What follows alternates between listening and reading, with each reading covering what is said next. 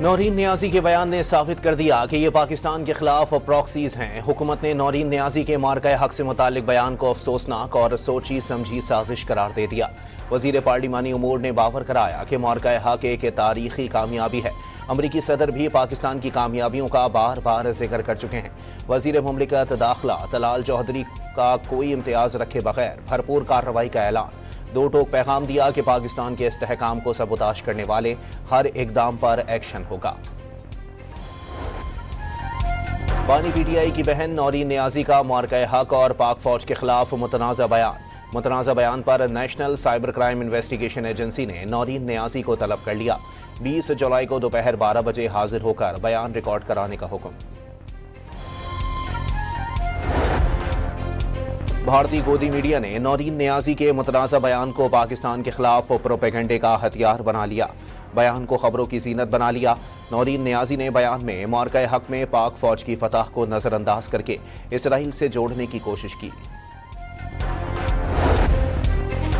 امریکی فوج کا ایران کے خلاف حملوں کا تازہ مرحلہ مکمل کرنے کا اعلان۔ سینٹ کام کے مطابق حملوں میں ایرانی فوج کی ساحلی نگرانی کی تنصیبات، فضائی دفاعی نظام، بحری صلاحیتوں اور میزائل اور ڈرون ذخیرہ کرنے کے مقامات کو نشانہ بنایا گیا۔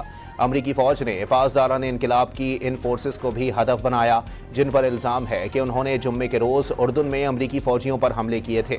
روسی میڈیا کے مطابق صدر ٹرمپ نے 2 فوجیوں کی ہلاکت کے بعد امریکی فوج کو پوری شدت کے ساتھ ایران پر بمباری کا حکم دے دیا۔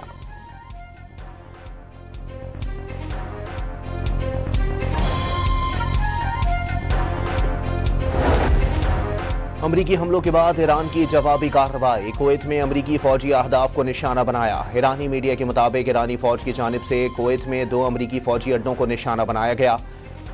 کیمپ العدیری پر اسلحہ ڈیپو اور علی السالم ایئر بیس پر پیٹریوٹ دفاعی نظام کے ریڈار کو نشانہ بنایا گیا۔ پاسداران انقلاب کا جمعے کے روز الازرق ایئر بیس پر میزائل اور ڈرونز حملے میں 2 فائٹر جیٹس اور 3 امریکی طیارے تباہ کرنے، fighter jet shelters, parking ramp کو نشانہ بنانے کا دعویٰ۔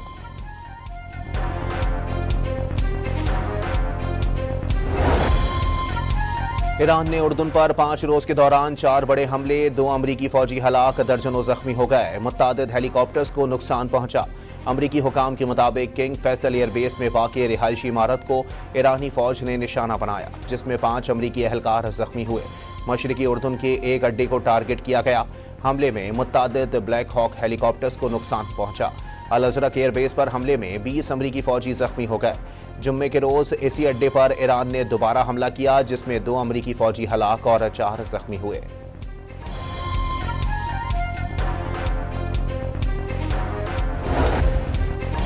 صدر ٹرمپ نے واضح کر دیا کہ اگر ایران ڈیل پر عمل نہیں کر رہا تو امریکہ کو بھی فکر نہیں۔ امریکی صدر نے اردن پر ایران کے میزائل حملوں سے 2 امریکی فوجیوں کی ہلاکت کو انتہائی افسوسناک قرار دے دیا۔ امریکی وزیر جنگ پیٹ ہیگزٹ کے مطابق فوجیوں کی قربانی سے امریکہ کا عزم اور مضبوط ہوا ہے۔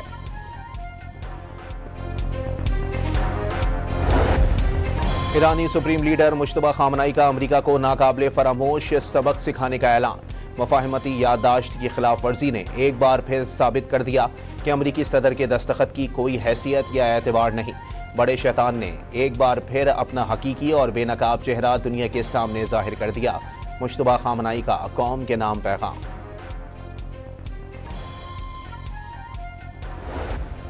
امریکہ نے دنیا بھر میں اپنے شہریوں کے لیے سفری الرٹ جاری کر دیا۔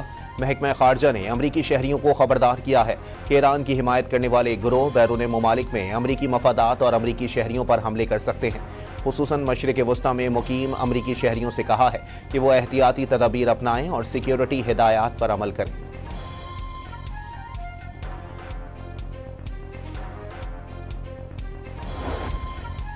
کنٹرول لائن کی دونوں جانب اور دنیا بھر میں مقیم کشمیری یوم الحاق پاکستان منا رہے ہیں۔ 19 جولائی 1947 کو سردار محمد ابراہیم خان کی رہائش گاہ پر الحاق پاکستان کی قرارداد متفقہ طور پر منظور کی گئی تھی۔ کشمیریوں نے سیاسی، مذہبی، سماجی، ثقافتی اور معاشی حقوق کے تحفظ کے لیے پاکستان میں شامل ہونے کا فیصلہ کیا۔ یوم الحاق پاکستان کشمیری عوام کی تاریخی امنگوں کی یاد دلاتا ہے۔ کشمیریوں کے ناقابل تنسیخ حق خود ارادیت کی حمایت پاکستان کی مستقل پالیسی ہے۔ کشمیری بھائیوں اور بہنوں کی سفارتی، سیاسی، اخلاقی حمایت جاری رکھی جائے گی۔ صدر، وزیر اعظم، وزیر داخلہ اور وزیر اعلیٰ پنجاب کا پیغام۔ آئی جی آزاد کشمیر کا پرتشدد اور ریاست مخالف عناصر سے مذاکرات سے انکار۔ پولیس اہلکاروں کو بے دردی سے شہید اور لاشوں کی بے حرمتی کرنے والوں کے ساتھ کسی قسم کی نرمی نہیں برتی جا سکتی۔ کیا کوئی اپنے بھائی کے قاتلوں کے ساتھ مذاکرات کی میز پر بیٹھنے کا تصور کر سکتا ہے؟ شرپسند عناصر کی جانب سے فورسز کی گردنیں اتارنے اور لاشیں گرانے کی دھمکیاں دی جاتی ہیں۔ یہ عناصر عام شہریوں کو بھی نشانہ بنا رہے ہیں۔ معصوم شہریوں پر تشدد کرنے والوں کے ساتھ ریاست پوری طاقت سے نمٹے گی۔ آئی جی آزاد کشمیر کا دو ٹوک پیغام۔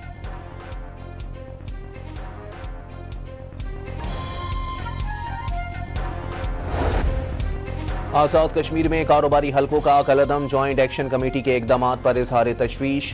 گوڈز فارورڈ یونین کے مطابق کالعدم کمیٹی کے کارکنوں نے ٹرک ڈرائیورز کو تشدد اور ہراسانی کا نشانہ بنایا۔ شرپسند عناصر نے ٹرکوں سے ڈیزل نکالا اور ڈرائیور سے سامان بھی چھین لیا۔ لوٹ مار کے خوف سے متعدد ٹرانسپورٹ اڈے از خود بند کر دیے گئے۔ مال بردار گاڑیاں سیکیورٹی خدشات کے باعث منزل کی جانب روانہ نہیں ہو پا رہی۔ موجودہ صورتحال سے تجارت اور ترسیل سامان کا نظام مفلوج ہو کر رہ گیا۔ نائب وزیر اعظم و وزیر خارجہ کا وینزویلا کے ہم منصب سے ٹیلی فونک رابطہ۔ اسحاق ڈار کی فیلکس پلاسینشیا کو نئی ذمہ داریاں سنبھالنے پر مبارکباد۔ وینزویلا میں حالیہ زلزلوں پر اظہار تعزیت، مکمل یکجہتی کا اعادہ۔ وینزویلین وزیر خارجہ کا پاکستان کی ہمدردی اور تعاون پر اظہار تشکر۔ کراچی میں ہاکس بے ٹرٹل بیچ کے قریب سمندر میں ڈوبنے والے 6 افراد کو بروقت بچا لیا گیا۔ نیم بے ہوشی کی حالت میں نکالے جانے والے 2 افراد کو سول اسپتال منتقل کر دیا گیا۔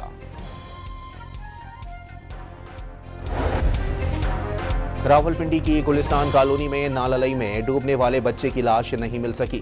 ریسکیو اہلکاروں کا آپریشن جاری۔ ناللئی میں گزشتہ روز گرنے والے بچے کو بچانے کی کوشش میں والد بھی ڈوب کر جاں بحق ہو گیا تھا۔ سرچ آپریشن کے دوران والد کی لاش ناللئی سے نکال دی گئی تھی۔